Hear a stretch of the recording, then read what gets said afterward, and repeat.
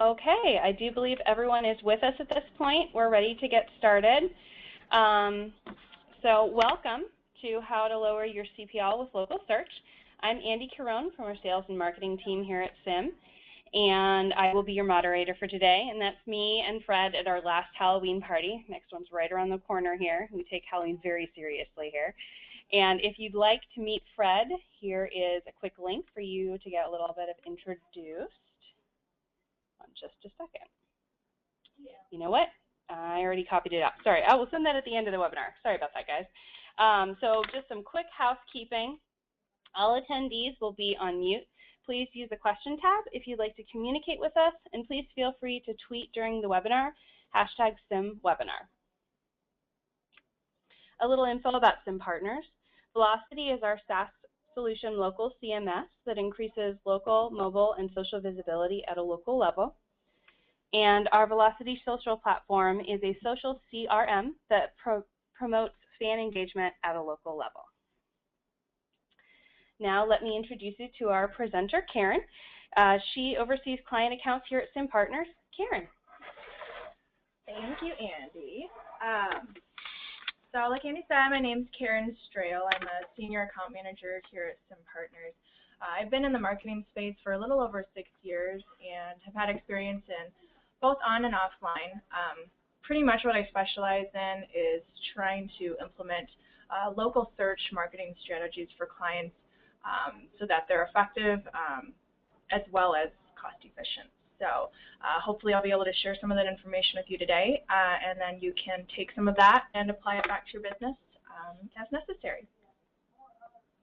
So today's topic, I will be specifically addressing how you can lower your cost per lead using local search marketing. Before we get started into the how, there are a few questions that you want to ask yourself before launching any sort of marketing initiative. Some of those being, why is it even important to calculate a CPL? So your CPL is one piece of the crucial equation that you use to calculating a return on your investment. So, I mean, really you can calculate a return on your investment in pretty much anything, whether it be buying lunch, what's the return on that? You know, going shopping in the fall.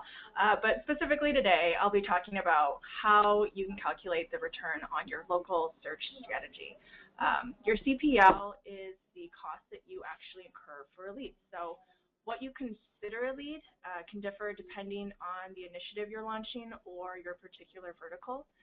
Some examples of leads are called clicks, impressions. They can be anything from Facebook likes to a Twitter follow or a lead form submission. So understanding that breakdown of your cost per lead helps you set benchmarks for the performance of whatever you're trying to launch. For example, you want to spend X amount of dollars and then you expect to see an X amount of dollars in return. Knowing these baselines will really help you make strategic marketing decisions instead of kind of flying by the seat of your pants.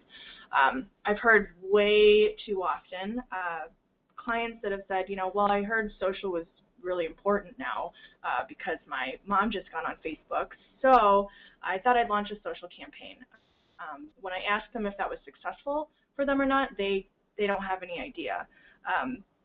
So really knowing these types of answers will help you mathematically be able to justify why a marketing strategy is or isn't working for you. So a couple more questions about where do you even begin? If you own a business or you work for a brand, you're probably already an expert when it comes to understanding the business, the products or the services that you offer. So some questions to ask yourself would be, who's your target audience? I'm just going to shoot out some examples. So if you're an insurance company that specializes in some sort of policy package like a high-end asset coverage, marketing research has shown you that target audience is a middle-aged, affluent male who's a homeowner and has at least 2 cars. Next thing you want to understand is, how is that target audience finding you? So something a little more interesting than insurance. If you're a vinyl record store and your target audience is males between the ages of 21 and 29, well, that's going to let you know that most purchases are made actually on mobile or tablet devices. So that type of information is really helpful when you're trying to determine what you're going to focus your marketing dollars on. The next is, what is their sales cycle? So by sales cycle, I mean, what's their behavior to the possible sale? So for example, if you have a more specialized product that takes a reasonable amount of research, it's more likely that your customers are going to do a lot of that research online or request information before they choose to make a purchase. And so you may in fact find that it takes a couple months for a customer to actually convert to a sale before they actually walk into a store or they contact you via lead form. And that'll kind of help you set expectations of when you expect to see that return on your initial investment. The next question is, does your product or services, are they affected by seasonality? So it's a pretty straightforward question. I'm sure everyone knows this about their own business, but just another example, if you're a moving company in Chicago, most likely April through August, you have a pretty consistent stream of business, but when it gets into September and October and starts creeping into that -25 below zero weather, you can expect a lot less business. So that's always good, again, to set your expectations when you're looking at your business from an annual standpoint, when you want to spend those marketing dollars more earlier in the year versus, you know, winter when business is slow anyway. Last question is, how is your product or service weighted? So while any business is good business, there's definitely services or products that may be more profitable to you. So an example, a carpet cleaning service, they also offer air duct cleaning. And air duct cleaning requires less people and less equipment versus carpet cleaning, which usually takes 2 people to handle that Zamboni looking thing, and more cleaning solutions. So it's basically a more higher out-of-pocket expense for you. And both services are priced about the same for your customers, so your return is actually higher on the air duct cleaning, which is obviously going to help you make the decision to push or promote air duct cleaning over the other services.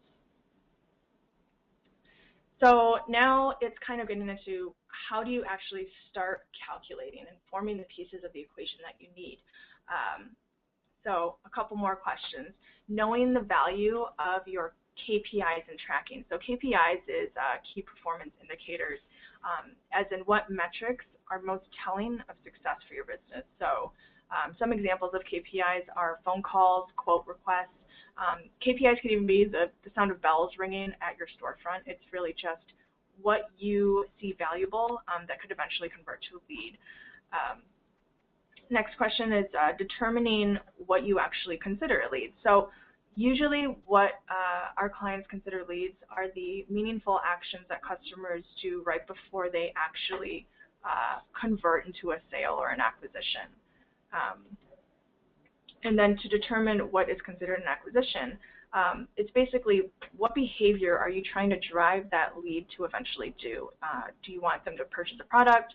Do you want them to subscribe to something, supply an email, make a donation, follow you on Twitter? Again, it could be anything. And then important piece is, you know, what are you spending in marketing dollars to drive that traffic? So knowing that total will allow you to back into your cost per lead and your cost per acquisition.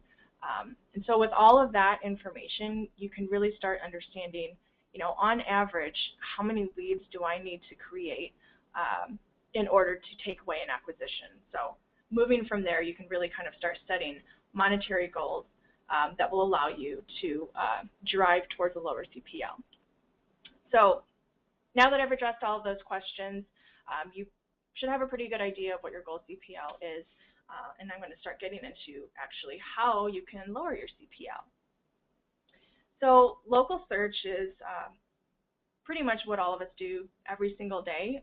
When you're looking for something near you or a store your friend recommended, it's clear that our online behavior has started to be driven by our ability to find accurate and relevant information as it relates to where we are and what we're looking for. A couple examples of this, I mean, if you look at how Google Plus merged Google Plus personal accounts with business accounts now, as well as, just random Google search, as well as Gmail. I mean, all of your personal information is taken into account when you're looking for that local business information. Same with Facebook graph search.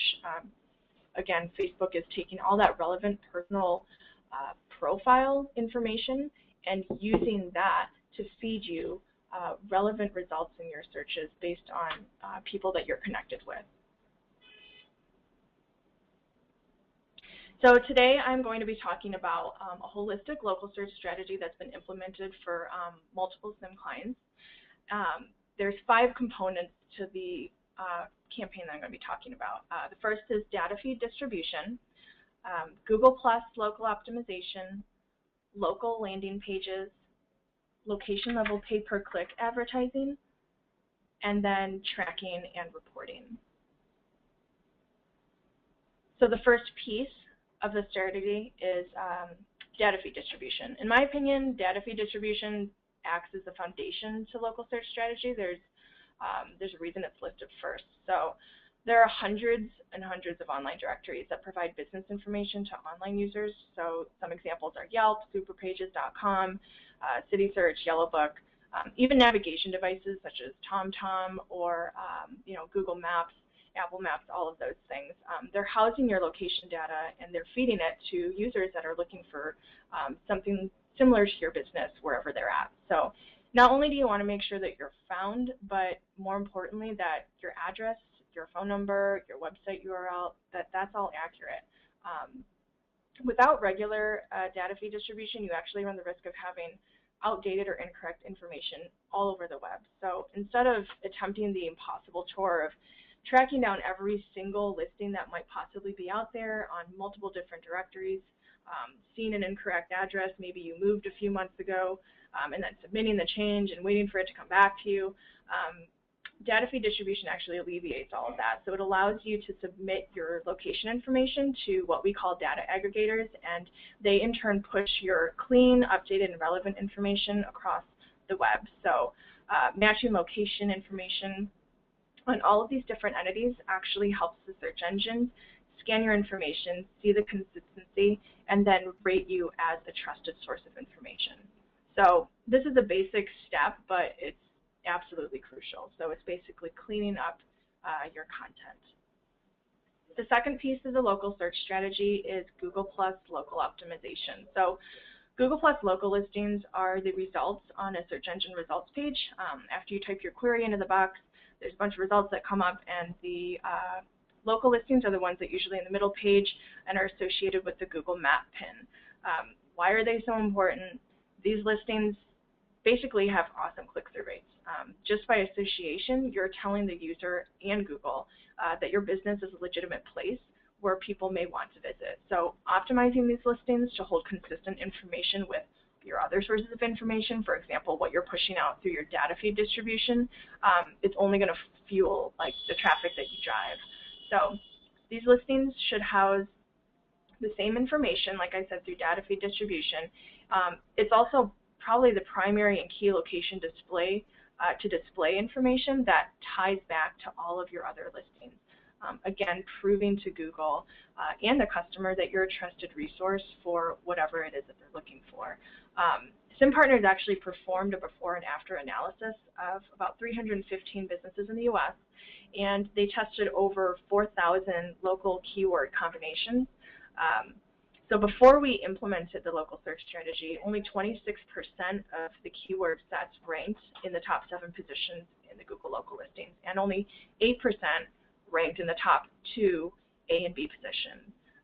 After the local search strategy was implemented, we saw a 399% growth in the first A and B positions, and 97% growth in C through E, and then 179% growth through the rest of the page 1 listings. The amount of listings that weren't ranking before, we were able to decrease that number by 62%. So, I mean, you can see that it is pretty effective, and while ranking isn't indicative of everything, it absolutely helps drive traffic and then ultimately more leads. So the next step of the local search strategy is locally optimized landing pages. So the website URL that you're pushing out through data feed, the URL that you're displaying on your Google Plus listing, you want it to be a link to a locally optimized page. So by locally optimized, I mean a standalone landing page that's built for that particular geolocation and surrounding audience. So the page content is key. Local search engine optimization ensures that each location page offers information that is relevant and specific to that area. So for example, if you want to promote special promotions or special offers that are specific to the West Coast, or if you want to highlight geo-specific keywords in your content, you can also link to certain area-specific sites like Chamber of Commerce sites. All of that is really important. Instead of linking all of your multiple locations to, say, a nationalshoes.com page, you'd really want to lead those local customers looking for your local location to a arlingtonshoes.com, for example, that has all of the relevant information for their local area. So not only does this provide a better user experience, it actually prevents the search engines from flagging your website for duplicate content. Again, it's consistent with all of the things I've talked about so far, the data feed distribution and the Google Plus local optimization. You want to make sure that your local landing page houses the same contact information. So the business name, the address, the phone number, the URL, you want to make sure that it's all consistent, because basically Google loves the interconnectedness because it means a positive search experience for that user. So the next component of the local search strategy is location level pay-per-click.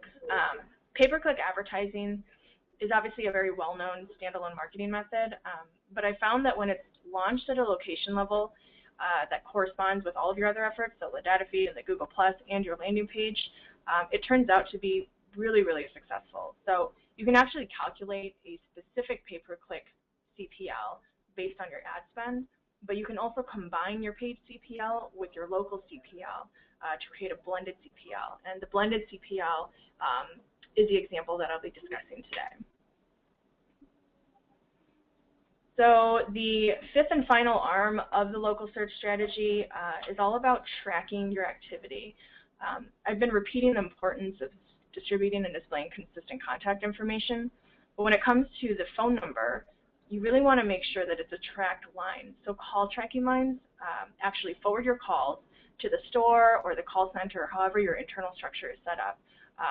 But it gives the opportunity to capture that performance. So usually call tracking providers offer you reporting, and it gives you insight into the number of calls that number generated for you in that day, week, month, however often you're assessing that. So in addition to tracking the phone calls, it's also beneficial to track like on-page actions. So things like filling out a lead form or clicking play on a video that you might be hosting on your page. Whatever those key performance indicators are that you set earlier in the questions that I discussed, you really want to make sure that all of those are tracked. So after you've set up 5 components of the local search strategy, you're probably thinking you're good to go. In a stagnant environment that never changes, you might be. But we all know that human behavior is not a constant. So each piece takes ongoing attention and optimization. You really want to make sure that your local search strategy is reflecting your target audience's behavior and how they're looking for you. So regularly reassessing things like keywords, what your competition's doing, how fresh your page content is, if it's engaging, if you're promoting special offers. Doing that makes a drastic difference in the type of lead performance you can see through a campaign like this. So I know that probably all of this and all the 5 different components sound daunting.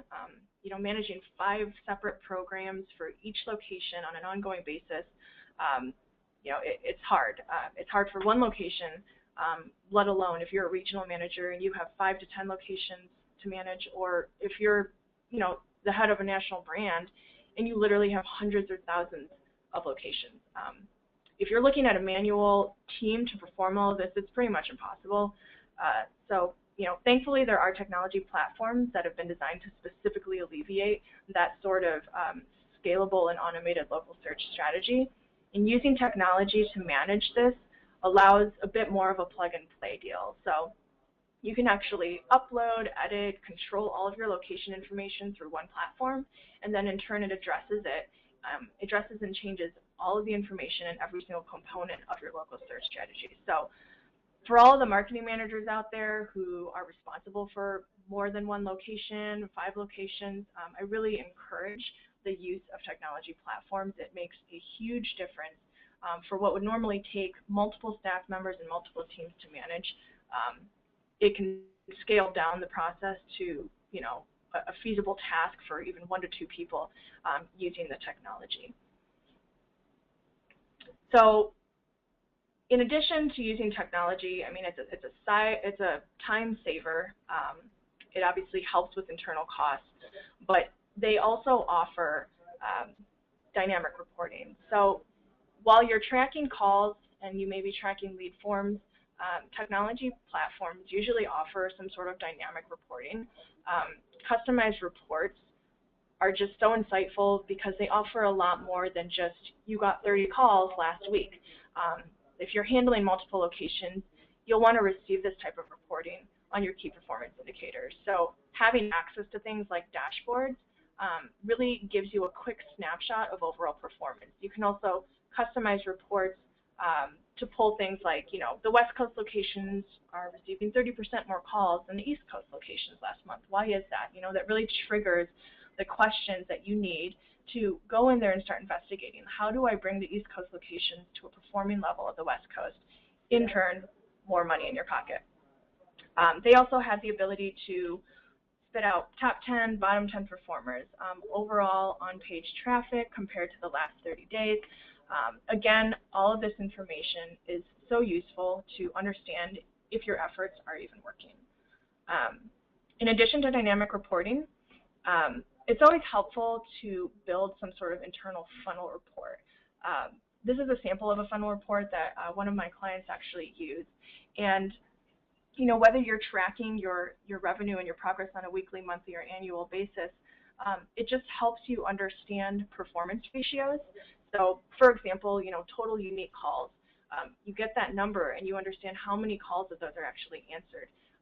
If you find out that 20% of your calls aren't being answered, that's really a great opportunity to kind of look inside an internal, maybe hold some trainings, improve your customer service. You can also understand as you move down the funnel, what does your call to booked appointment ratio look like? What is your appointment to sale ratio, or what's your average, units sold based on that month of performance? So again, you can customize these funnels. You can make multiple funnels if you'd like, but they are really incredibly helpful to understand the success, not only from a marketing standpoint, but an internal standpoint. So the client that I've been referencing, one that I was working on, they launched the local search strategy in September of last year, and just recently hit their 12-month mark on September 2013. So they implemented the data feed, the Google+. They have individual local landing pages, and they've also been running a national and location level pay-per-click advertising campaign. And again, all of this is tracked, and they receive weekly, monthly, and quarterly reporting. And so from that, they've been able to see a 77% decrease in their blended CPL. Again, blended is the combination of their CPL on a paid level as well as the local CPL. And in turn, are seeing over a 4-time return on their investment. So the stuff does work. It's been great for this particular client, along with many others with some partners. They anticipated a certain amount of leads from this program, and right now they're beating that by 633%. So, I hope that this information is useful and you can use it on your own business, or really kind of assess your local search strategy moving forward. And just some key takeaways. Once you understand your business and your audience, you'll be able to establish your goal CPL. And once you know what you're going after, you can start defining your local search strategy. So while I suggest using all 5 pieces that I covered today, 1, 2, or 3 is better than none. So, they work separately, but are definitely most powerful when they're combined. Again, make sure that everything's tracked. You need to make sure that you can answer the question, did it work for you? And why if it did, and why not if it didn't. So Utilizing existing tools, again, tools and technology will allow you to scale and automate the process if you manage multiple locations. This will really help you just understand your strengths in the local space. Just to wrap things up, I'm sure we're all aware, but the online space is constantly changing. It pretty much leaves it impossible for a business owner to stay on top of it all while trying to manage your day-to-day business. So, I mean, every single change that Google has made, or Facebook, I mean, when Facebook bought out Instagram, most recently there's algorithm changes like Google's Hummingbird. This all affects how you want to take your local search strategy to market. So the biggest takeaway today would be to find a partner that can help you navigate through all those changes, because it's a lot of work, and using technology and a partner that knows the space is probably hands down the most effective method. So that's all I had for today, so thank you, Andy. All right, so we're going to address the questions that have come in here, and I think there were several, so I want to make sure that we get through them. If for some reason we don't get to your question today, we will follow up with an email for you. All right. Okay, so okay, here we go. How long does it typically take to put a local search program like you outlined into place? Yeah, that's a good question. Well, there are 5 components, but with a platform, so if you're using a technology platform like Velocity, it usually takes no longer than 90 days. That's our standard ramp-up period. Okay, great. Let me see what else we've got coming in here. Okay, so one of our audience members wants to know they don't have multiple locations, so they want to know if this would still be beneficial to them. Absolutely. I mean, I think if you're any sort of business, every single component that I talked about today can drive up your leads. Really where I talk about it serving multiple locations is the technology side of it. So if you have multiple locations, you can't manually, manage all of this on an ongoing basis, that's when our technology comes into play and is extremely scalable. Okay, I think we have time for one more question, then we will wrap it up. So someone here was wondering about the call tracking numbers, if that should be used, like one for Google so they know it came through Google and then another one somewhere else, or? You can absolutely do that. Okay. You can use different call tracking lines in every single component. In addition, I mean, you always want it kind of routing to the same end location, obviously, but you can actually route call tracking lines to call tracking lines. You can also tag users with different types of codes, so you can understand if a lead came in through your website, it found you via pay-per-click ad. There are a lot of different ways that you can pretty much track every single different component of the program. It would just be, working with us to figure out what those are and how to put those in place, but it's possible. Okay, great. So I think that will wrap it up for us today. We have a few more questions, so we'll email following up with you all if we missed your question. Thank you again for attending. And should you be looking for more resources with regard to these types of information or others with related to digital marketing, please visit us on our resource center. We've got some great ebooks and stuff there for you. So thank you again for attending. You'll be receiving a live recording within the next 24 hours, and we appreciate your attendance. Have a great day.